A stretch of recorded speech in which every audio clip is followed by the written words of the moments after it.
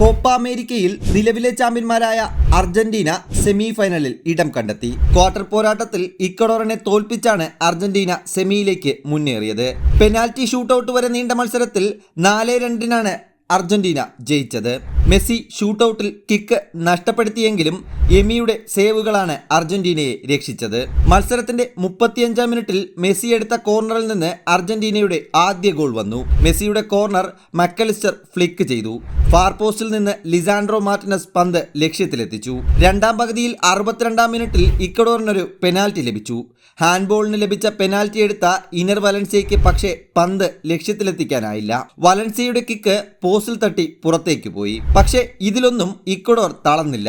അവസാനം വരെ അവർ പൊരുതി. 93-ാം മിനിറ്റിൽ കെവിൻ റോഡ്രിഗസിലൂടെ ഇക്വഡോർ സമനില കണ്ടെത്തി. ഇക്വഡോർ അർഹിച്ച സമനിലയായിരുന്നു ഇത്. ഫൈനൽ വിസിൽ വരെ കളി 1-1 എന്ന നിലയിൽ തുടർന്നു. എക്സ്ട്രാ ടൈം ഇല്ലാത്തതിനാൽ കളി നേരെ ഷൂട്ടൌട്ടിലേക്ക്.